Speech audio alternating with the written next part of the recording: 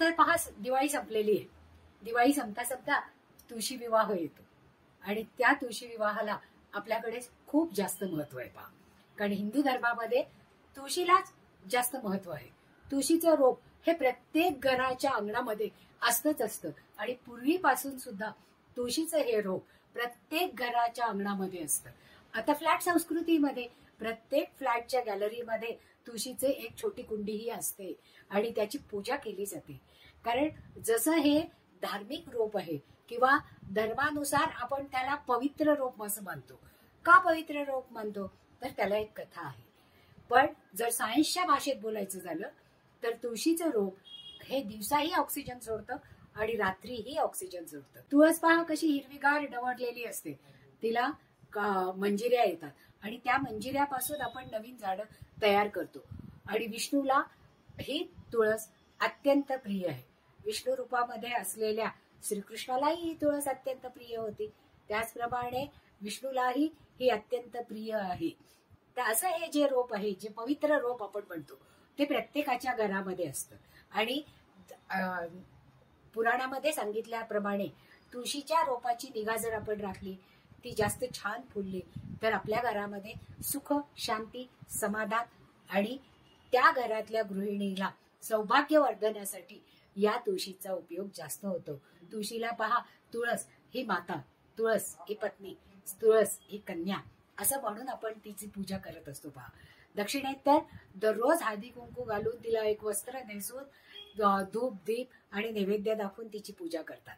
आपल्याकडेही दररोज संध्याकाळी तुपाचं निरांजन तुळशीकडे लावलं जातं आणि शुभंकरोती म्हणलं जातं. म्हणजे घरातल्या लहान मुलांना आपण सुरुवातीपासून शुभंकरोती म्हणायच्या अगोदर तुळशीकडे दिवा लावलाय की नाही हे पाहून यायला सांगतो आणि मग त्यांच्याकडून शुभंकरोती म्हणून घेतो आणि पाढे पर्वचे त्याच वेळेस म्हणले जातात. आत्ताच्या काळामध्ये ही मुलं पाढे म्हणत नाही, कारण संध्याकाळी त्यांच्याकडे जास्त वेळ नसतो, ट्युशन्सला जायचं असतं, बिझी असतात. पण आम्ही जेव्हा लहान होतो त्यावेळेस मात्र ही परंपरा चालू होती आणि ती आम्ही आमच्या मुलांच्या पर्यंत पण तशीच चालवलेली होती. तुम्ही सगळेजण त्याच प्रकारे ती परंपरा पाळत आहात. तर आता या तुळशीची एक कथा आहे पहा. कारण तुळशीच्या रोपाची आपण का पूजा करतो? कारण तिच्या पूजा केल्याने आपल्या सौख्य, समृद्धी आणि सौभाग्यात वाढ होते.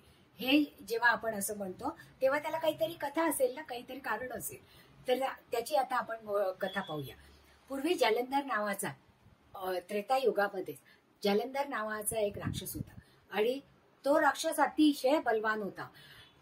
तो जेवढा कर्तृत्ववान होता तेवढाच तो बलवान होता. स्वभावाने तो क्रूर जरी असला तरी सुद्धा आकर्षक होता. त्याच्यामुळे त्याचं लग्न वृंदा नावाच्या एका राजकुमारीशी झालं. वृंदा ही खूप सुंदर असलेली मुलगी होती पहा आणि कुमारिका असल्यापासूनच तिच्यावर खूप चांगले संस्कार तिच्या आई वडिलांनी केलेले होते. त्याच्यामुळे लग्न झाल्यानंतर पतिव्रता व्रत तिने अतिशय उत्तम रीतीने पाळलेलं होतं आणि ती अतिशय जालंधरची एकनिष्ठ होती. जालंधरला जशी जशी शक्ती बलवान झाली तसं तसं त्याच्यामध्ये अहंकार जागृत झाला आणि तो सगळ्यांना त्रास द्यायला लागला आणि युद्धामध्ये तो कधीच हारत नव्हता.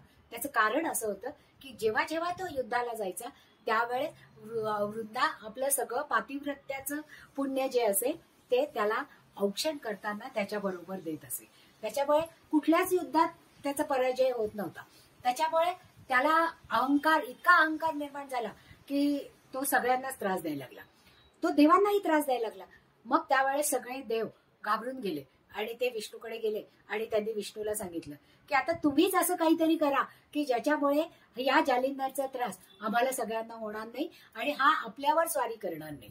कारण आता तो जर इतका बलवान झालाय आणि सगळ्या युद्धामध्ये जर तो जिंकतोय तर तो कधी ना कधीतरी आपल्यावर आक्रमण करणारच. मग त्याच्या अगोदरच जर आपण प्रयत्न केले तर जास्त चांगलं होईल.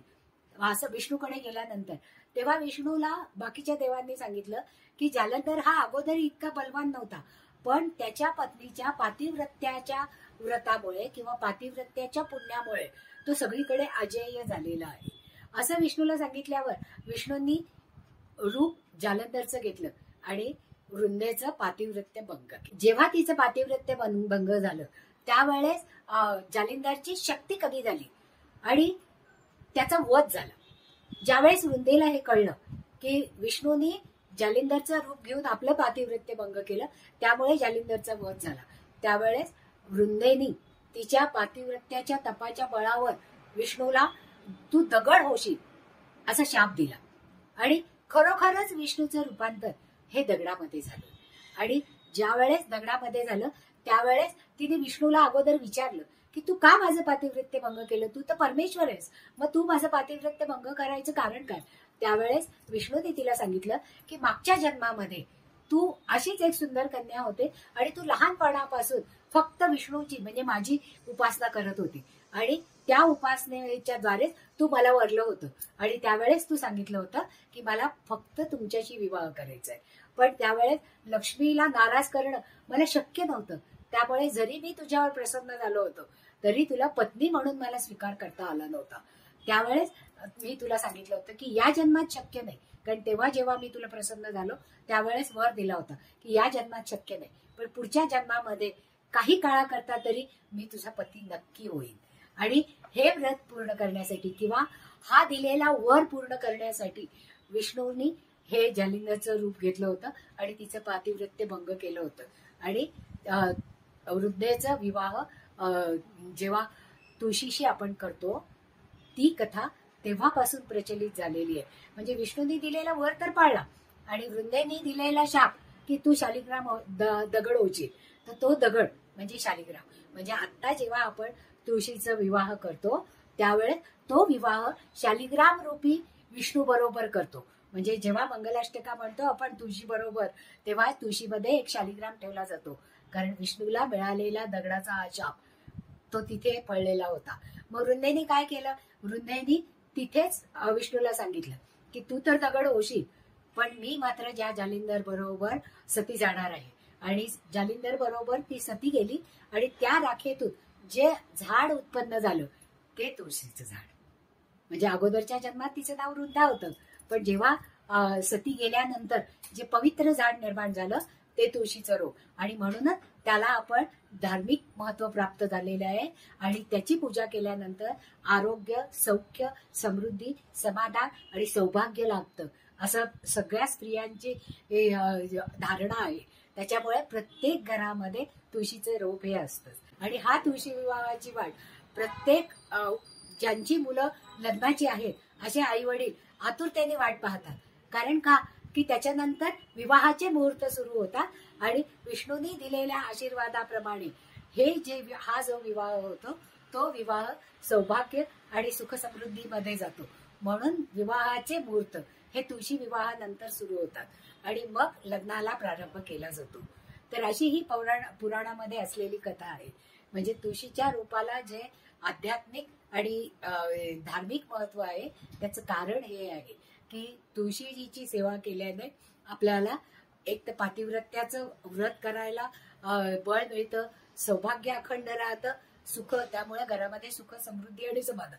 कारण पती पत्नींमधलं प्रेम वाढलं की आपोआप सौख्य आणि समाधान प्राप्त होतं आणि जी काही निगेटिव्हिटी असेल ती दूर होते. त्याच्यामुळे तुळशीचं झाड प्रत्येक घरामध्ये हे डवरलेलंच असतं. पहा, आता यासाठी तुम्हाला विवाहासाठी मी तुम्हाला एक अगदी अत्यंत महत्वाचा उपाय सांगणार आहे. पहा की ज्या ज्या घरामध्ये लग्न लांबणीवर पडलेले युवक आणि युवती असतात अशा घरामध्ये त्यांच्या पालकांनी जर तुळशी विवाह केला एकादशीपासून पौर्णिमेपर्यंत कुठल्याही दिवसाला संध्याकाळी 3 सांजेच्या वेळेला गोरज मुहूर्तावर जर तुळस आणि शाळीग्राम यांचा विवाह केला आणि त्या मंगलाष्टका जेव्हा घरामध्ये ऐकू जातात किंवा त्याचा ऑरा जो त्या घरामध्ये पसरलेला असतो त्याच्यामुळे या विवाह न झालेल्या लोकांचा विवाह 1 वर्षाच्या आत ठरतो. म्हणजे हा उपाय जास्तीत जास्त फळलेला आहे. आणि माझ्या इतक्या वर्षाच्या जवळजवळ 30 वर्षाच्या प्रॅक्टिसमध्ये मी बऱ्याच अविवाहित लोकांसाठी हा उपाय सांगितलेला होता आणि त्याचं फळ त्यांना नक्की मिळालेलं होतं. तर तुम्ही सुद्धा तुमच्या माहितीतल्या लोकांना ज्यांना कोणाला उपवर वधू आणि वर असतील त्यांनी त्यांच्या घरामध्ये, कारण आता तुळशी विवाहाचे दिवस सुरूच होणार आहेत पहा, तेव्हा जर घरच्या घरी तुळशी विवाह केला तर त्याचं फळ नक्कीच आई वडिलांना आणि त्या उपवर वधूवरांना सुद्धा मिळेल आणि त्यांचे विवाह लवकर होतील. म्हणजे आणि हा उपाय नक्की सगळ्यांना फळतो. तर करून पहा. आवडलं असेल तर लाईक करा, सबस्क्राईबही करा आणि हीच माहिती तुमच्या सगळ्या मित्रमैत्रिणींपर्यंत पोहोचवा. याच्याबद्दल जर काही शंका असेल तर खाली माझा फोन नंबर आहे, त्याच्यावर तुम्ही मेसेज करू शकता किंवा फोन करू शकता आणि तुमच्या ज्या काही शंका असतील त्या विचारू शकता. पुन्हा भेटूया. धन्यवाद.